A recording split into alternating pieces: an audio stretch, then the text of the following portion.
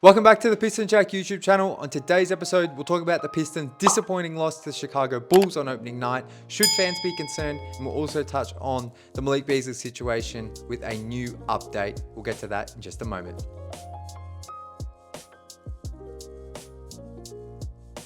Well, that certainly did not go to plan.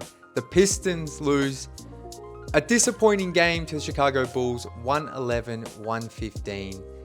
And I've got a few positives from this game that we'll talk about. There was two players in particular that you can see along the bottom that had exceptional games and almost dragged the Pistons to victory.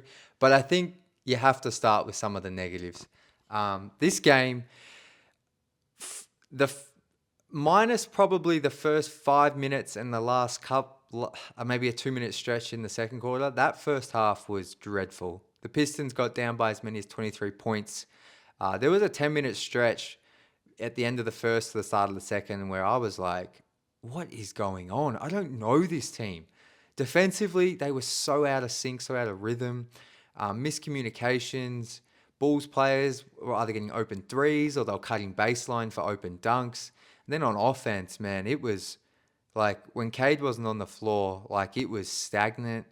They were trying to get Duncan Robinson free, but the Bulls just were glued to him and knew he was the only floor spacing option. So he wasn't able to provide anything from deep. He went 0-5, but some of the lineups we saw, like I just felt like, I know this roster overall probably lacks a little bit of shooting, but there was times where it felt like there was genuinely 5 guys on the floor that just no one is going to guard at the NBA level consistency. And yeah, they looked lost for 10 minutes. And I was just like, because I've been like big on this team having chemistry from last year with the coaching staff and on the court, and that coming through and being a reason why they could start the season well.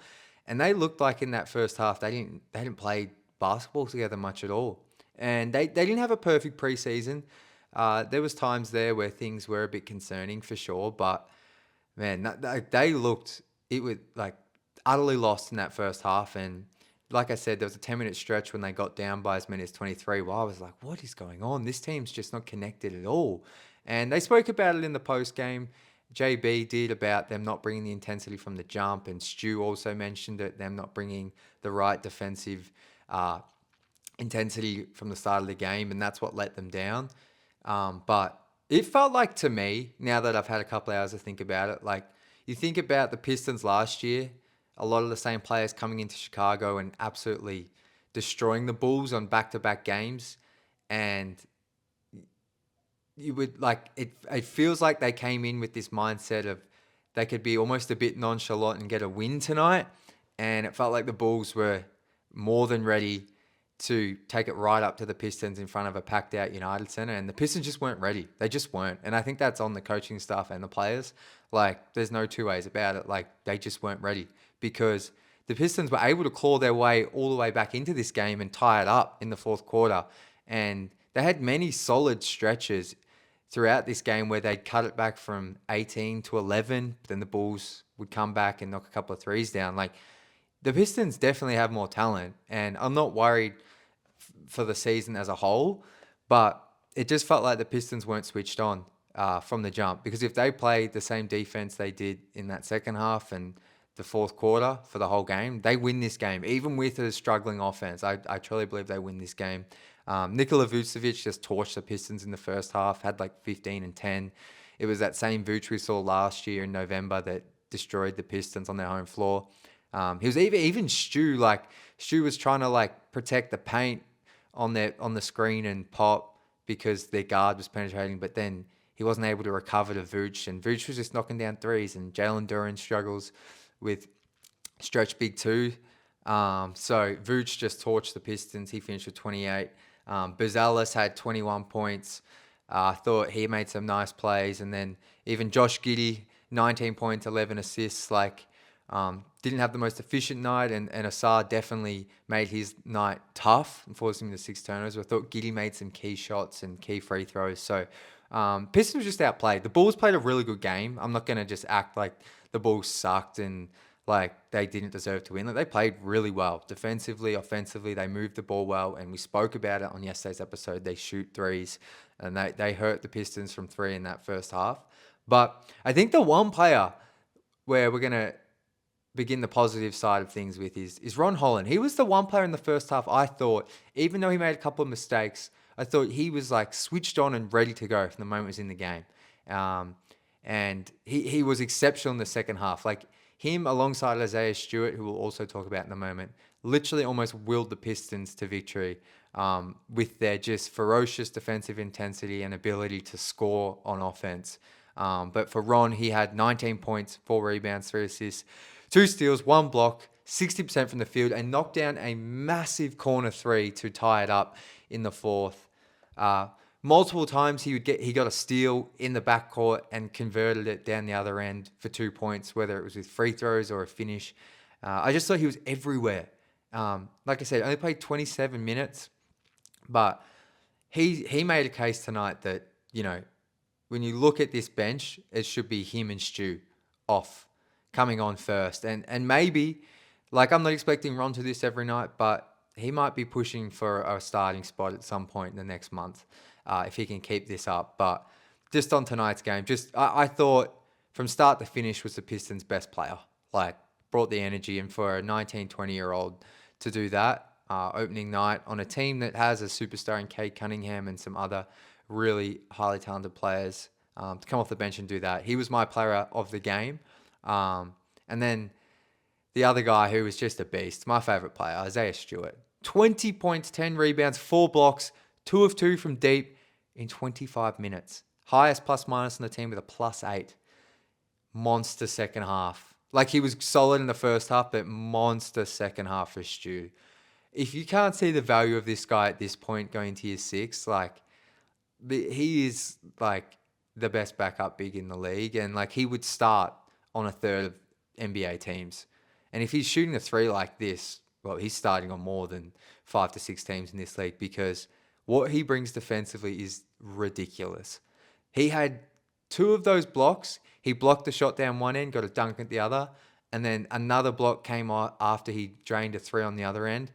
His defense in the pick and roll and coming from the weak side, like, he's blocking the shot. And Martis Buzelis dunked on him, but that was only because Stu was late to rotate because he was dealing with something else, the original penetration. But Stu still got a hand on that. And I'll tell you what, if Stu's a smidge earlier, that shot's not going in. So shout out to Martis for getting Stu. And Stu, you could see him kind of say something to Martis, being like, you got me. But monster game from Stu. Like, just huge. Like, that is what we missed in the playoffs. Like, that, like, you're never going to count on Stu for 20 points, but that defense, the way he can turn it on and control the game, like, he had like a 5-minute stretch where he had multiple blocks and scores down the other end. Like, it's big time. It's big time. Other storylines for me were Duncan Robinson struggled. A lot of Pistons fans going to get on his case. He was bad tonight. He was bad. I'm not going to act like he was good, but something I've been watching and monitoring throughout this the preseason and this first game is he just cannot get open. And I don't know, like, I know he's a movement shooter. He's not necessarily a catch and shoot guy, but he never is open. And maybe teams are just sticking to him because they know he's the one outside threat. But man, he had 5 3-point attempts. I don't think one of them was open, and maybe one might have been, but whole preseason, like. And I feel like I like that they're doing some off-ball actions with him, but I feel like when Duncan's moving, the rest of the team has to be moving as well. Like, you can't just have one action every time. Like, let's get multiple things happening and use him as more of a decoy. And I want to see more of the handoff chemistry with him and Jalen Duren. Like, JD was in foul trouble tonight and only played 19 minutes, but where's that? Like, we saw them get a 4-point play against the Wizards in the last preseason game with a handoff action, but I want to see more of that. Like, let's really lean into that. Like, I know we have Cade and you want him handling the ball, but I mean, Duncan has to be better. Like, defensively, he's going to struggle, but offensively, he has to do better than 2 points and 1 of 7 in 32 minutes. Like, I'm not making excuses, but I just want to see him given a bit more of a chance in the offense, and whether that's running more handoffs with Jalen Duren, getting more creative with the offense and having multiple actions going to try and free him up and because it feels like the defense is they just know to watch him and Cade. Like, that's all they got to do right now. So he struggled. I thought Asar was fine. He had 11 points, 9 rebounds, 7 assists, still on the block. Like, some of his offensive possessions, like, he was settling for a turnaround jumper, and he made a couple, but sometimes I feel like he can just be more aggressive and get to that free throw line, and I want to see him just attack at will because he's got the athleticism to get to the line. But I thought he was solid.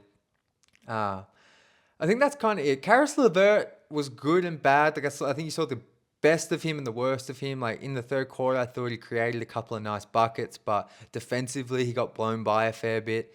So I want to see him improve there. But those were kind of my key takeaways. It's definitely not panic stations. You can say it's a bad loss tonight because it was. But I think the way they closed this game should give everyone confidence that the team from last year is still very much there. They just got to figure out some things offensively and bring the intensity from the jump. Like, if they're not going to bring the intensity from the jump, I don't even care about the offense. Like, they're just going to get killed every game because the Bulls are a solid team. Like, I will say the Bulls, for as much as people laugh at their roster because it's like mid, they have a lot of players who have like played a lot of NBA basketball, who are vets, and it didn't feel like they ever had like any real bad players out there. They just don't really have a superstar, but they have a lot of rotation pieces that come in and can do their own thing. And they're a solid team, but if the Pistons are going to play with that intensity like they did in the first half, like, they're just not going to win many games at all, regardless of the offense. So those are my key takeaways. Let me know yours. But I wanted to close the show with an update on Malik Beasley. A lot of fans were calling for Malik in that first half when the offense was struggling, but Trajan Langdon was on 97.1 The Ticket, I believe, earlier today, and he was asked about the Malik Beasley situation, and this is what he said. Malik Beasley, is there anything new on that front? No, definitely nothing new there. So, for his sake, I'm really hoping that he can get cleared, but obviously still under investigation by the league and the feds. So, for his sake, I hope they can figure this thing out and he can get back to working. Okay. So it sounds like there's just no real dialogue between Beasley and the organization at the moment. If he's cleared, I want to mention that the Pistons can still make him a very good offer, especially compared to what other NBA teams can offer him. They can offer Malik around $7.2 million annually, and I think they could offer him up to a 4-year deal with that. Now, I think if Malik became a free agent, they would only offer him a 1-year deal. But if he does get cleared, I would not be surprised if Malik ends up on this team. They need him, clearly. This is why I almost wanted them to hold on to Tim Hardaway Jr. Because I think you can have Duncan Robinson, whether he's firing or not. Like, I still think you need a second shooter. And maybe they're going to mix in some of Chaz Lanier. Like, I thought Chaz was solid in the preseason. Like, even if he just comes in for 5 minutes here and there to just provide spacing, like these lineups where it was basically Ron, Asar, Javonte Green, Stu, and I think they might have even had Tobias out there. Like, it's just, you can't run those lineups. You just can't. There's not enough shooting. But I do like the defensive trio of Stu, Asar, and Ron. Like, the numbers for them are good, but you need them with Cade and a shooter. Like, or you need that. You can't have them out there with guys that aren't proven shooters to some degree. So hopefully Malik is cleared and he can come back to this team, but it's not panic stations yet. Keep the faith, Pistons fans. Get excited. There's still plenty to look forward to this season. Remember last year, this team started 0-4 and were 1-6, I want to say, at one point. So it's the first game of the season. We saw the Clippers, I think, got blown out by the Jazz, I want to say. The Hawks got beaten by 20 by the Raptors on their home floor. There's a few weird results tonight, so don't weigh too much into this. But let me know your thoughts below. How you feeling? I'm still feeling pretty positive. I think there's plenty of things to like. But that's going to do it for today's show. And until next time, as always, go Pistons.